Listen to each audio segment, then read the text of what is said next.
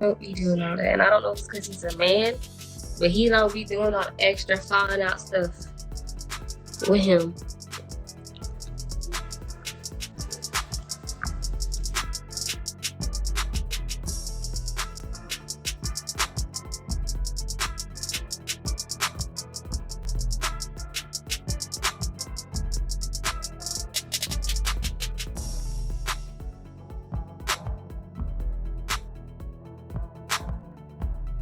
Floyd Mayweather's daughter, Iana Mayweather, has recently spoken out with revelations about her father, details she admits she probably shouldn't be sharing.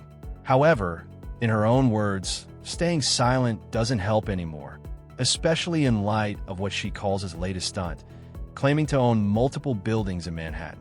That statement quickly gained traction on social media, but it also drew the attention of legal authorities, who are now reportedly taking a closer look at Mayweather's real estate holdings and financial affairs. The foundation of his claim, a reported $402 million real estate deal involving 62 rental apartment buildings in Washington Heights, Manhattan. Mayweather promoted the deal heavily, presenting as a symbol of his business savvy that public property records do not show Mayweather as full owner of the buildings. In fact, it appears he may only hold a minority stake in the investment. According to Yaya Mayweather, the version of Floyd that fans idolize for his flash and undefeated record is a far cry from the man she knows behind closed doors. In her words, her father's obsession with dominance extends well beyond the boxing ring. She claims he goes out of his way to flaunt his financial power in any room he enters, even when he doesn't belong there. For Floyd, it's not just about showing off. It's about crafting an image of invincibility, one that appears untouched by struggle. But Yaya warns that maintaining that illusion is coming at a cost, one that's threatening the very foundation of their family. Boxing is your family business. Your dad, your uncle were pro boxers. Yes. And now your 4-year-old grandson, Yes. KJ, 4 years old, he's training with. He's cute. He's really cute. Yes. My hands are too little. That's amazing, huh? I live for that young man. Yeah. I love him. My grandson. And so your kids are not into boxing, right? No, not at all. No. To Yaya, the lie about owning buildings in Manhattan isn't just a random publicity stunt. It's part of a much deeper pattern. She says Floyd has always felt the need to present himself as bigger, richer, smarter, and more untouchable than he truly is. Yaya claims she's watched her father go to great lengths to avoid even the slightest hint of financial vulnerability, even if it meant making choices that put serious strain on their relationship. In her view, Floyd would rather risk losing his family than let the world believe he's anything less than wealthy. Okay, in the least amount of fights, I didn't have to have 70 fights or 150 fights, 300 fights. Did I not beat the most world champions? Yes, you did. Okay. And in the least amount of fights, Yes, you did. who got the highest game? Floyd Mayweather. Who made the most money? You did. Who was the most accurate fighter of all time? You were. So it's basically saying that, The greatest of all time. okay. All right. This isn't an exaggeration. There are numerous moments that support Yaya's claims.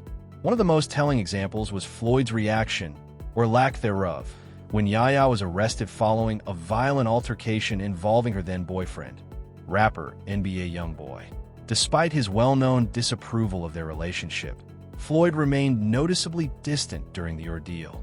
When asked about it in a public interview, rather than taking a firm stance or showing emotional concern, he deflected, offering vague words of support for the couple and stating he only wanted the best for his daughter.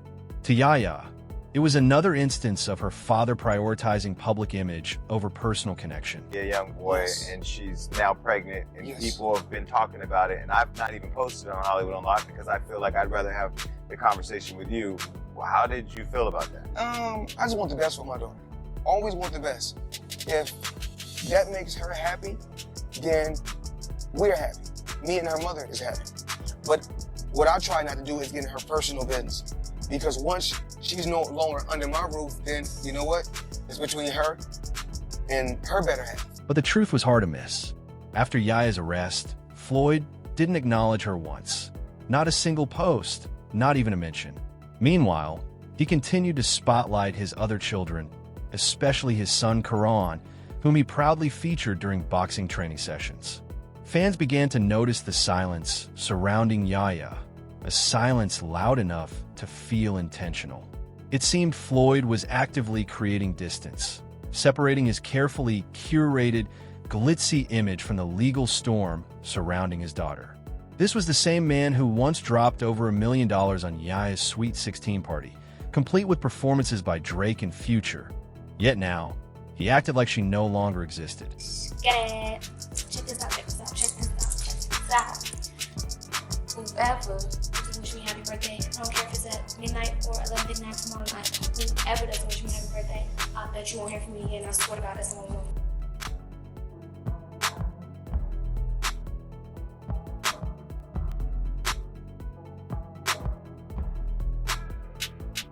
To Yahya, this wasn't anything new. It was classic Floyd. Present when it served his image, distant when it didn't. She remembers how he once dropped $50,000 just to have Nicki Minaj appear at her 14th birthday party. He gifted her a Mercedes G-Wagon, smiled for the cameras, and filled his feed with selfies alongside other celebrities. But when her world started to unravel, publicly and painfully, Floyd was nowhere to be found. And yet, he continued to portray himself as a devoted dad, posting pictures with his other children and writing captions like, asterisk, never claimed to be perfect, but I strive to be the best father possible. Asterisk to Yahya. Those words felt more like performance than truth. Little money, they don't see like the human in you a lot. Yeah, You know, people on the outside. Yeah, I'm proud of my daughter because even though she's a little young to have a baby, she's 21, and she'll be 22 this year, but I'm proud of her. I'm proud of NBA young boy. Very, very talented. Recently, boxing analyst Chris Algieri echoed these growing concerns in a viral post. At his peak, he made $300 million in one night against Manny Pacquiao, with the event grossing over $500 million globally, Algieri wrote. But beneath all the flash and that pristine undefeated record, he warned, a troubling financial picture has started to surface, one filled with IRS debt, unpaid staff, and allegations of real estate fraud. This wasn't just speculation from fans anymore. It was a former world champion turned respected commentator calling it like he saw it. Algieri pointed out that what once looked like motivational spending now closely resembled the dangerous financial patterns of countless athletes who went broke despite earning hundreds of millions. Analysts are beginning to sound the alarm. Floyd's empire might not be as untouchable as he wants the world to believe.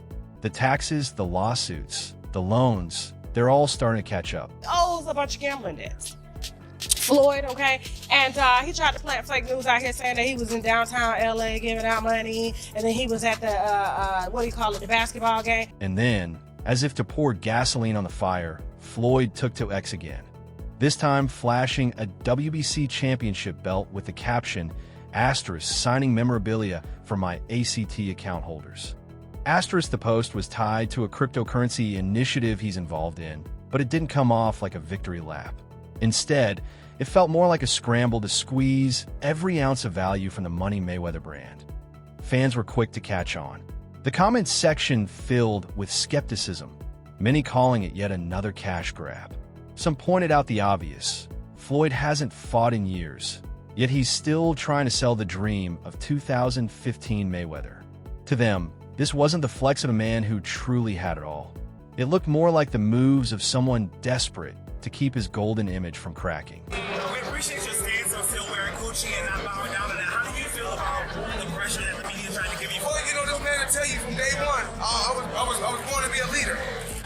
You know, I was born to be a leader from day one. So I want everybody to follow their own dreams, believe in what you believe in, and I don't have nothing negative to say about nobody.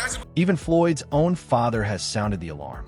Mayweather Sr., who was instrumental in training Floyd and shaping his legendary career, hasn't shied away from expressing concern over his son's choices. Look at all the millionaires who go broke, he told the Asterisk Daily Mail.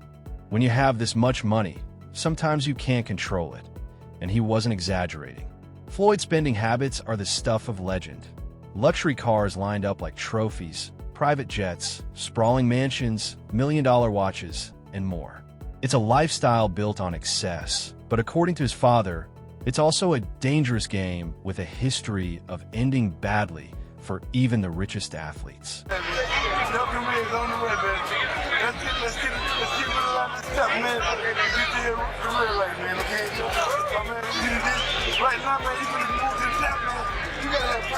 Another $100 million, $200 million on top of what you already have looks like a tall thing, Mayweather Sr. added. But you could do all kinds of things with money. If Floyd does the right thing with it, he'll be set for life. But you can blow through any amount in 2 years, spending on possessions, trips, cars, women. Most fighters go down that hole. And Floyd, he's looking dangerously close to tumbling down that hole himself. But beneath it all, what resonates most is what Yaya's testimony truly reveals. It's not just about money or fame. It's about a father who, in his pursuit of dominance, may have sacrificed his family's trust in exchange for the illusion of everlasting control. That may be the deepest cost of all.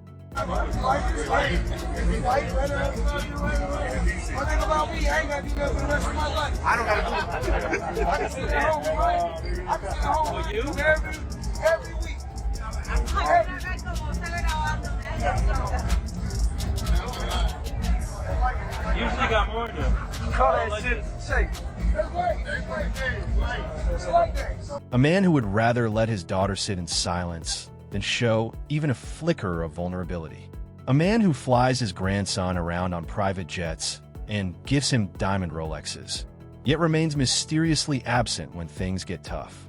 In one of her Instagram posts, Yaya shared a picture of her baby boy, Kentrell Jr., proudly wearing the Rolex Floyd had given him.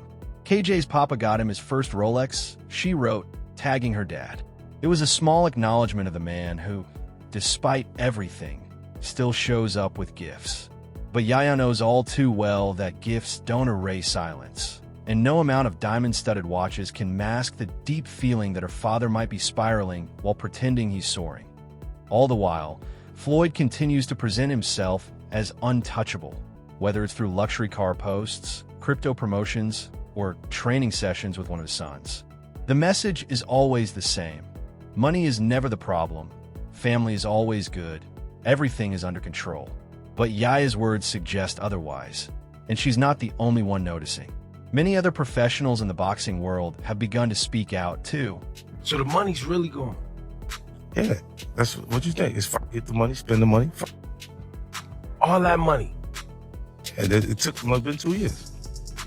So is it just his overhead is so high on a day-to-day, month-to-month? Like I don't even want to talk about it. Like with the lifestyle, that money's gone, trust me. Now it's like, you call him, he'll be at your, your local host in a nightclub, because you need that action right now. Do you think he should step back in the ring? Amir Khan didn't just casually comment on Floyd Mayweather's finances. He used the rumors of Floyd's alleged financial struggles as an entry point to push a much deeper, more controversial agenda. According to Khan, it's sad if Mayweather is really broke, but he quickly added that karma was doing its job. At first glance, this might sound like a typical clash of athlete egos. Rich men squabbling over who spent their money smarter or who fell harder. But as the conversation unfolded, it became clear that Khan wasn't just here to discuss finances. He was using the moment to express his disgust with Mayweather's political alliances, with everything else serving as mere window dressing for his real message. Boxing Doctor News. Amir Khan's comments on Floyd Mayweather's finances have sparked controversy, highlighting Mayweather's support for Israel without acknowledging Palestine. Concerns about bias, accountability, and public responsibility have been raised. The debate shifts focus from Mayweather's boxing skills to the character implications of his political views. Khan began by ridiculing Floyd's alleged struggles to maintain his American lifestyle while living in Dubai, suggesting that Floyd might be so deep in debt that he'll eventually have to step back into the ring, perhaps for 1 or 2 fights, just to survive. In Khan's eyes, the man who once tossed dollar bills at strip clubs and posted million-dollar bets like selfies is now cornered, scrambling to hold onto his empire as it slips away. But it's not just the money that bothers Khan. What truly stirs his emotions and makes his voice turn personal is Mayweather's decision to publicly support Israel during the ongoing war in Gaza. That, for Khan, seemed to go beyond the realm of sports and finances, touching on something far more politically charged. Floyd Mayweather caught up in Dubai. Is he stuck there? Some people are like, nah, man, that's some nonsense. No, he really is. He's stuck there because he borrowed some money, he gambled it all away from a casino over there, and he can't get the hell out of there. You have seen Gervonta Davis all over the internet. He's been clowning him. He said, hey, he tried to leave today. Khan didn't hold back, saying, asterisk, he's flaunting money and being filthy rich, so he's trying to put everyone else down. Asterisk, he continued, asterisk, but when we flaunt money, we invest it. Look at him backing Israel, saying he'll support their soldiers. I've lost a lot of respect for him. Asterisk, in this moment, this shift in tone, marks when the conversation about finances becomes secondary and something much weightier emerges. For Khan, Mayweather's support of Israel isn't just a political stance. It's transactional. The Israeli side has 100% offered him money. Asterisk, Khan claims. Asterisk, people called us too, telling us to support Israel for financial benefit. We said no. Floyd said yes. Asterisk, in Khan's view, Mayweather's decision to publicly back Israel isn't about beliefs or politics. It's about money and the deals that come with it. This, according to Khan, is where the lines between business and ethics blur. When I stood behind Israel, I wasn't looking for an award. I felt I didn't want to strike. And if that's, when you choose your side, you stay on that side. And this is the side that I chose. Khan positions himself as someone with principles, someone who resisted being bought, contrasting that with Mayweather, whom he paints as a man willing to align with any side as long as the money is right. There's a fury in his tone, a raw edge that makes it clear this isn't just about the war or money. It's about betrayal, moral lines, and a long simmering grudge. For Khan, this is personal, but he doesn't stop there. He digs even deeper, dragging out unverified whispers and shady rumors about Floyd's alleged legal issues in Dubai. The implications are clear. Khan wants to paint Mayweather as someone who has not only lost his moral compass, but whose personal and professional life is filled with questionable decisions and secretive dealings. Floyd Mayweather the fraud. Floyd Mayweather posted a picture of him in Palestine and he wrote Israel and wrote that he stands with the people of Israel. And then he posted another picture saying he stands with the people of Israel. And then he has the nerve to say, I stand for peace. I mean, clearly these people do not stand for peace because this conflict has not begun 4 days ago. This conflict began 75 years ago. And I haven't seen any of these people speak up for any of them. This is only from government people, Khan says, almost as if admitting the weakness of his source gives it strength. He claims that Mayweather's legal troubles in Dubai involved bouncing checks, not paying for things, and taking items without settling the bills. According to Khan, Mayweather was reportedly arrested, placed under house arrest, and couldn't leave Dubai until the payments were made. Khan goes on, suggesting that Floyd might have to return to Dubai for a fight or two, but, asterisk, I don't think he'll want to come back to Dubai again. Asterisk, it's a serious accusation, one that paints Mayweather as someone not only dealing with financial chaos, but also facing the consequences of his actions in a foreign country. Issues that might be far more complex than his public image suggests. Do you ever do another official fight? Octagon boxing, a real fight? Well, they came to me talking about the Khabib, the Khabib fight. Khabib called me out. I didn't call Khabib out. They said, it has to happen in the octagon.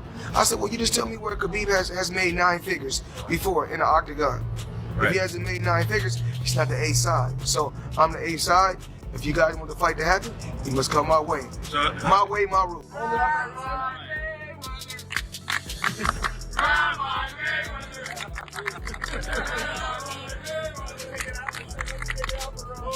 There's a pattern emerging, and it's starting to close in on Floyd. Yahya Mayweather casts doubt on his honesty and family loyalty. Amir Khan attacks his morality and motivations. Money made all day. Right here, a light million. Over there, counting up another million over there. Walk with me, ladies and gentlemen. Let me take you into my life. So Andrew Jackson, of course, is on the 20. Oscar de la Hoya questions his legacy. In their own ways, all of them are painting the same picture. A man desperately trying to hold together an empire that's crumbling faster than he's willing to admit. The problem for Floyd isn't just the rumors about his money. It's that more and more people who were once close to him are now stepping forward, chipping away at the illusion he's worked so hard to build, one jab at a time.